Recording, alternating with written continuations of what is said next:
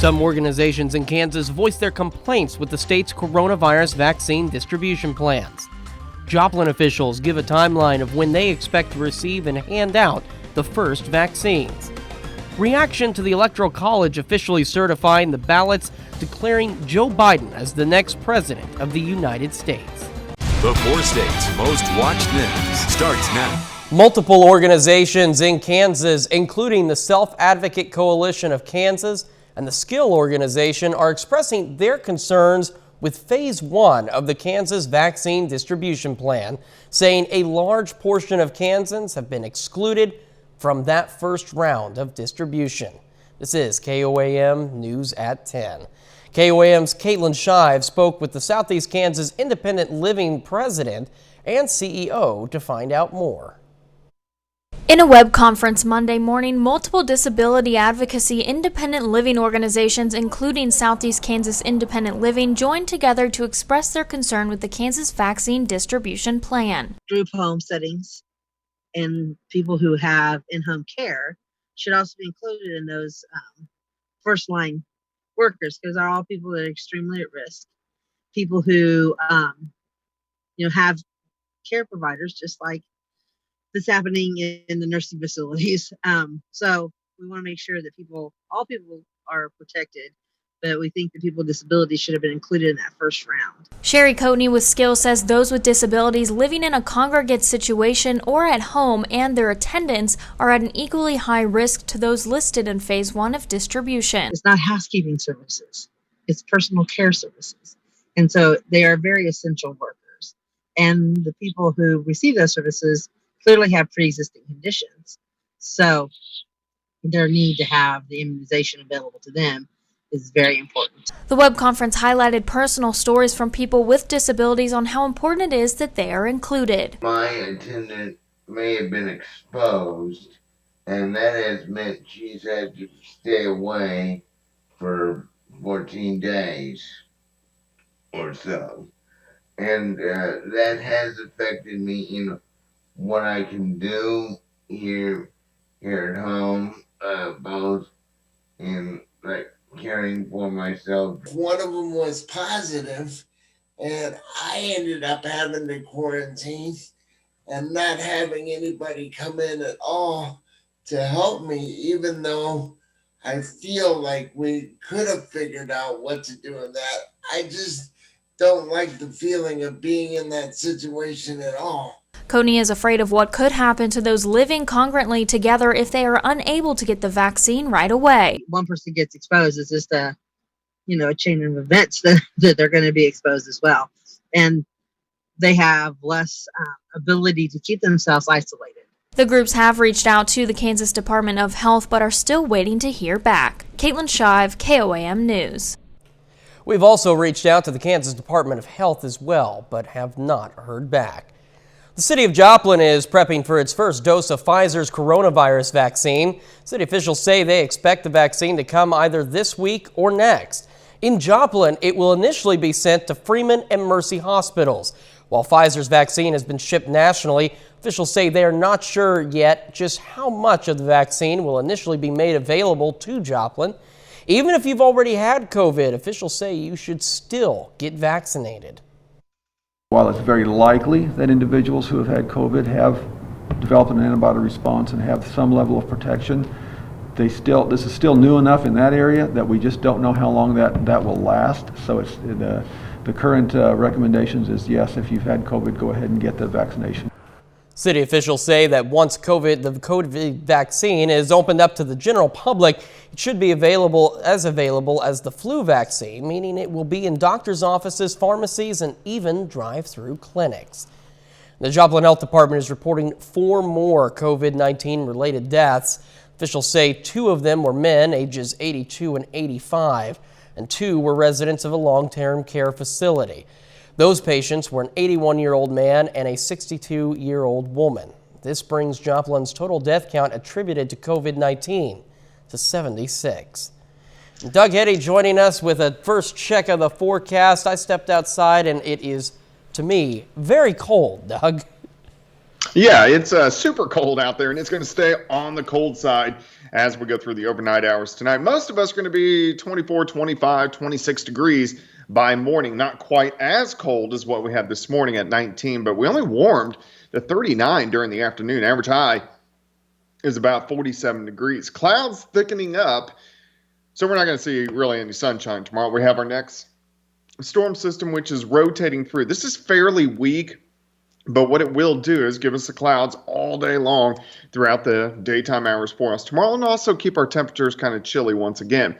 Most of us right now, 26, 27, upwards to about 30 degrees. We'll drop back to 26, 31 by 9, 35 by noon. I do think we'll go into the upper 30s, and then we'll drop back below freezing again tomorrow night. We are going to have some light snow showers working through, so of course we're going to look at that coming up here in just a bit. All right, Doug, thank you. President-elect Joe Biden promised to work for all Americans, including those who did not vote for him, while addressing the nation tonight. Earlier, the Electoral College voted to affirm him as the 2020 election winner. Just minutes after the president-elect clinched the required 270 electoral votes, the White House announced the departure of another top official. Reporter Michael George is in Wilmington, Delaware, with the latest. President-elect Joe Biden called for unity after the Electoral College certified his election win. Our democracy pushed, tested, threatened, proved to be resilient, true, and strong. Electors cast their ballots Monday in state houses across the nation. I have 9 votes cast for Donald J. Trump as president. For Joseph R. Biden of Delaware, a Democrat, ayes 55, noes 0.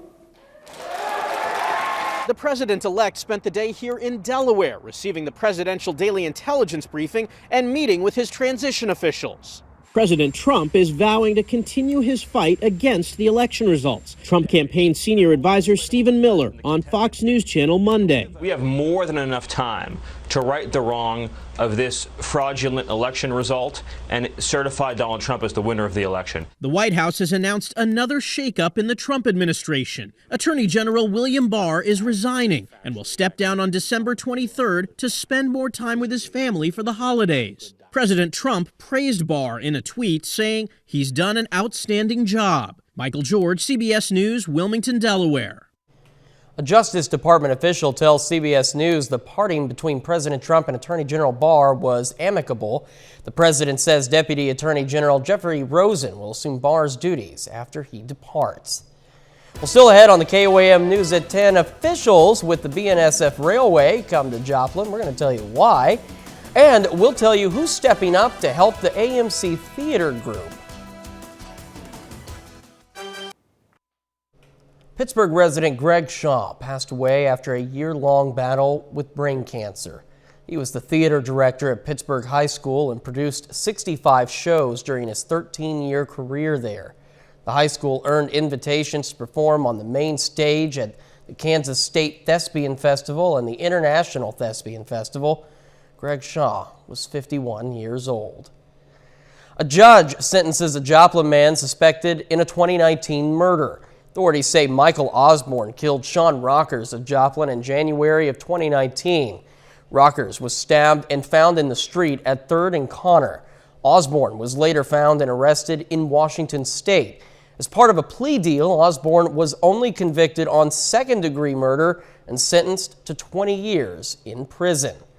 Police in Coffeyville, Kansas say this man is wanted in connection to a shooting that happened November 26th.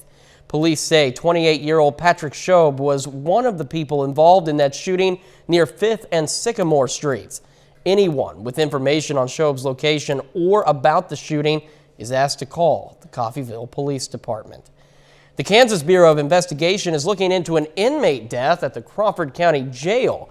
Officials with the jail say officers found 46-year-old William Haddon unresponsive in his cell and tried to give him aid, but were unsuccessful. Haddon was arrested for allegedly robbing a couple of convenience stores and the Community Health Center in southeast Kansas in Pittsburgh. Authorities in Newton County, Missouri arrest 2 suspects in an armed robbery on Friday in Miami.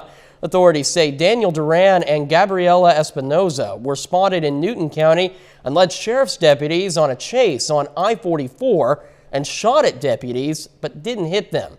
The suspects were eventually stopped at exit 26 and arrested after a short standoff. Both are charged with first-degree assault and 2 counts of child endangerment. Duran is also charged with armed criminal action. Officials with the Burlington Northern Santa Fe Railroad, or BNSF, stopped by Joplin to make an announcement about the Wildwood Industrial Park. The industrial park is now a certified rail site for the railroad. To become certified, a site must pass environmental and geotechnical evaluations, among other things. The designation is part of a program by BNSF to meet increased customer demand by developing more facilities across the country. You get to this point, we have hoped all along that it will be beneficial to us and to the community, and now we find out, the proof will be in the pudding over the next year or two if we bring some industry to town that's not here right now. Our hope is that we elevate the wage base. The Wildwood Industrial Park is now the 2nd certified rail site in Missouri. AMC Theaters got a lifeline amid its financial struggles due to the pandemic. The largest theater chain in the U.S. says Mudrick Capital Management agreed to invest $100 million into the cash-strapped chain. AMC is currently only operating about 400 of its roughly 600 locations with limited hours and seating. Well, Doug Heddy is up next with your forecast. After that, we'll tell you about a group distributing blankets to those in need this winter, and a local school gives us some help with our Toy Box campaign.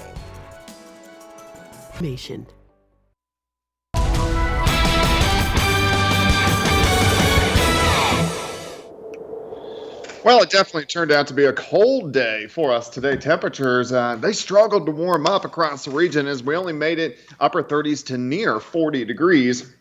But hey, we had sunshine. We got rid of all the snow that we had yesterday. Now, on yesterday, most of the snow that did fall north of I-44, the flakes just weren't fat enough to really accumulate when the temperature was sitting 35, 36. So it was mainly just snowed for hours and melted on impact. Once you got south of I-44, totally different story, where a lot of areas, especially in deep southwestern parts of Missouri, northeastern Oklahoma, picked up upwards to 5 inches of rain. Great shot. Indigo Sky Casino and Resort. Look at our temps. It's cold now. 26 Fort Scott, 30 in Miami, 28 in Neosho, Cassville at 29.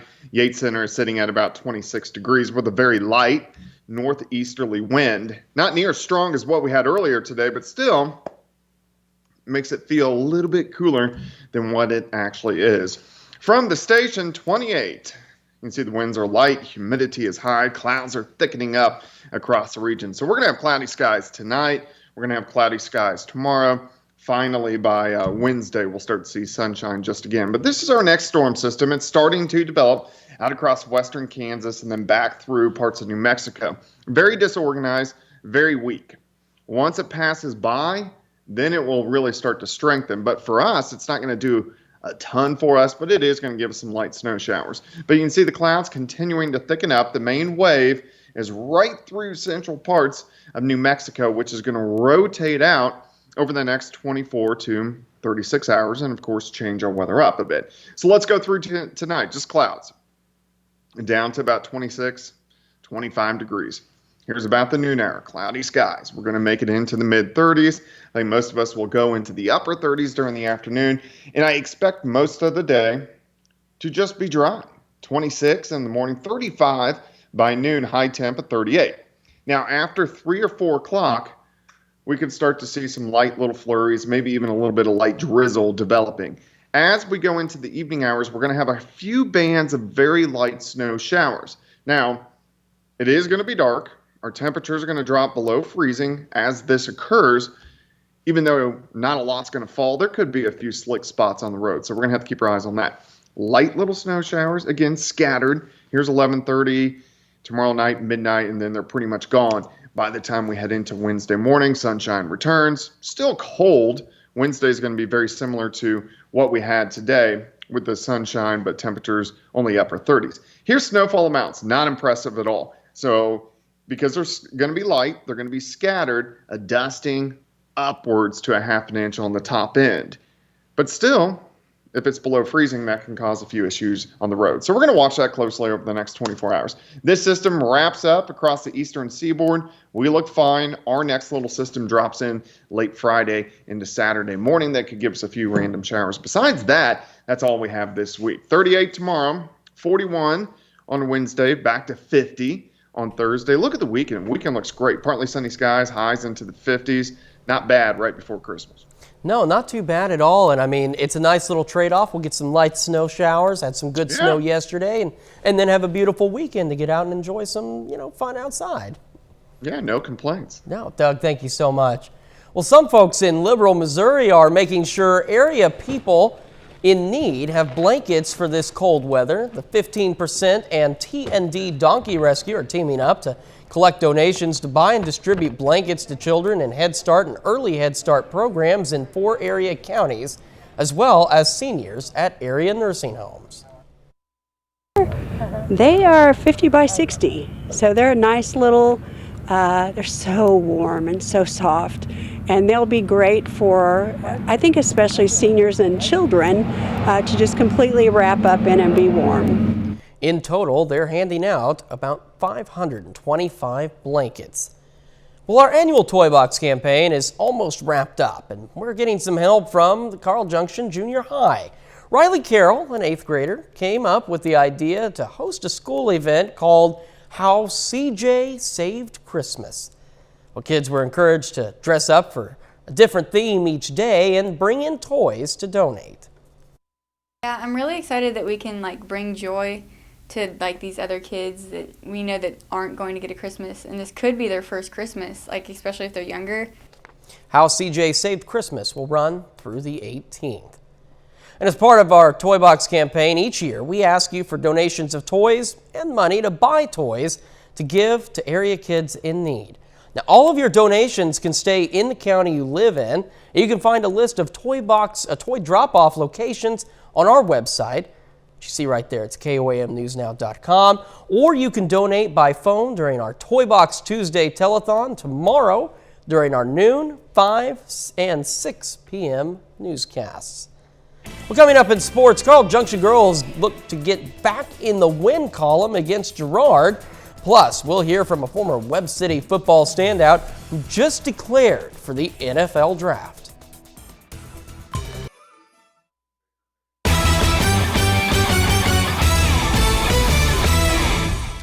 The Carl Junction girls finished second at the Joplin Lady Eagle Classic over the weekend. CJ is now 4-2 overall to begin the season. The Bulldogs right back on the floor tonight. We got an interstate matchup on the road against Girard. First quarter, Jessa Hilton. Good look to Kylie Scott. Other end, Michaela Osmus off the window for 3. Game tied at 16 after 1.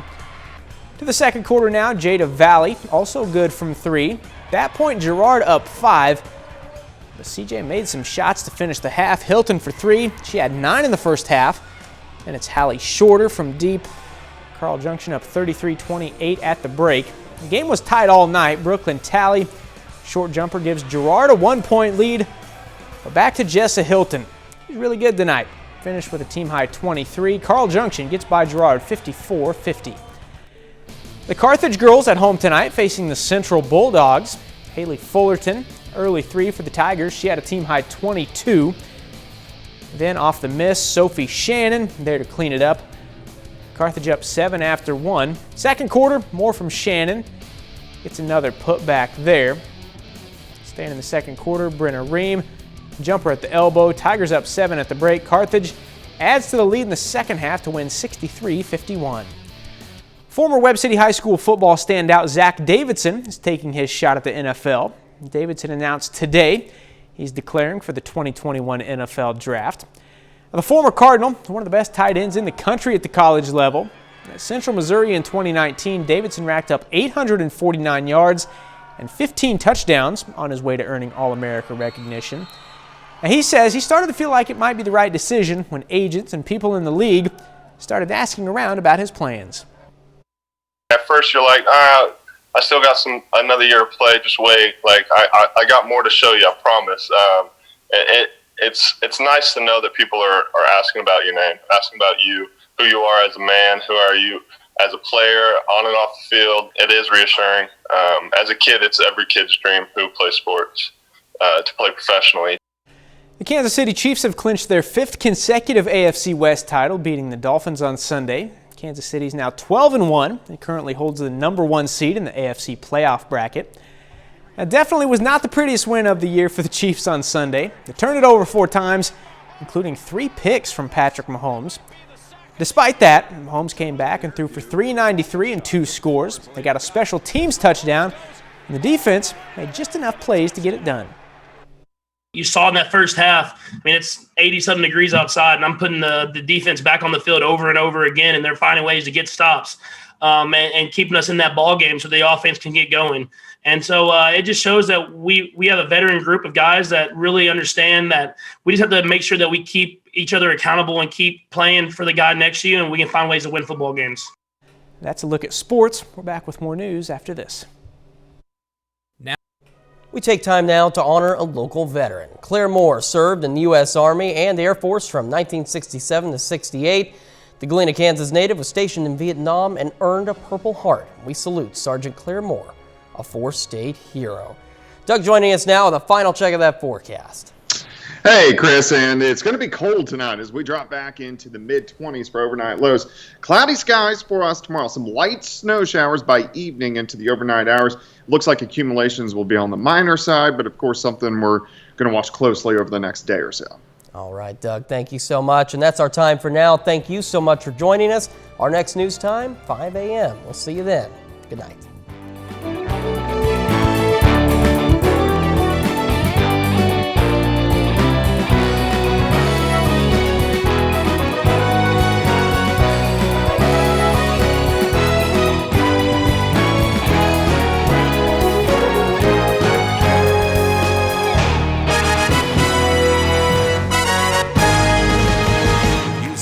happening